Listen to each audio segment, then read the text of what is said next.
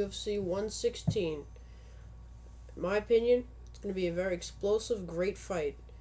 And most people who follow UFC, watch it, they're probably going to think it's good too, because even Dana White said they've never had anything like this in a heavyweight division in UFC history.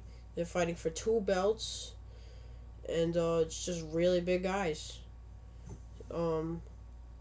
Anyway, there's going to be a lot of good fights, but I'm only going to make two fight predictions. The first one, the one under the main fight, is going to be Yoshihiro Akiyama with a record of 13 wins, 1 loss, 2 no contests.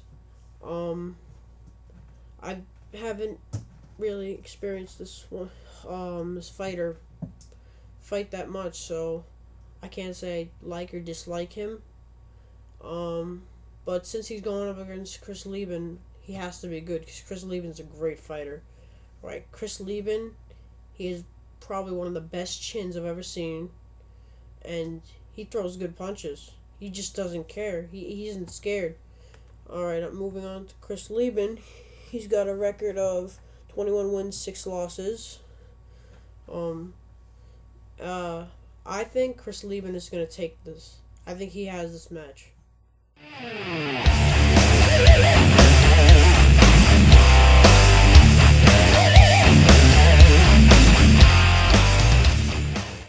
Let's start with Brock Lesnar. Brock Lesnar is a UFC phenomenon. And I know in college he had like a record of 106 wins or something, and like such and such losses. I'm not very sure.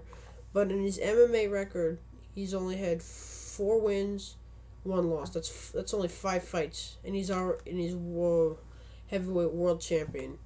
So that's just pretty insane.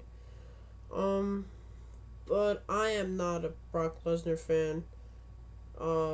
I think he's kind of an asshole, because if you saw UFC 100,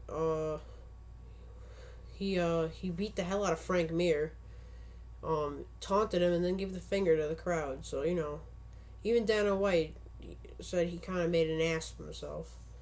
So, don't get me wrong, Brock Lesnar's a great fighter. Strongest, like, probably one of the strongest men alive. He's a good fighter.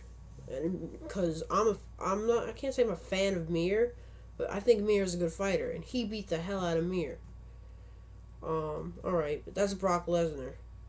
But on the other hand, you have Shane Carwin.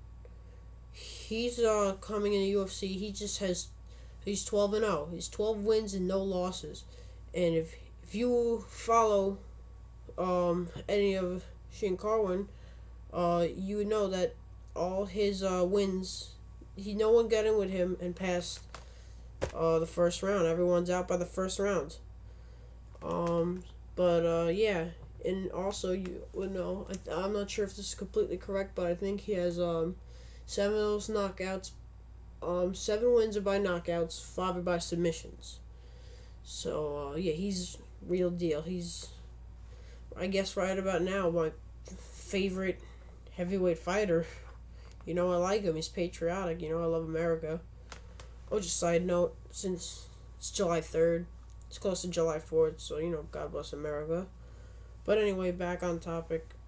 Yeah, I like Shane Carwin. He's a great fighter. I think he has what it takes. He's gonna beat Brock Lesnar.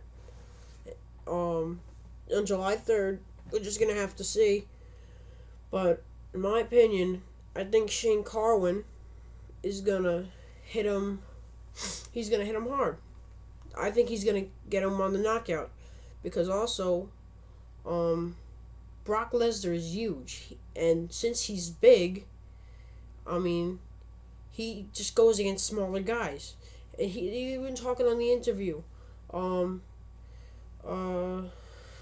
Carwin said, I don't know if he's gonna be able to take a punch.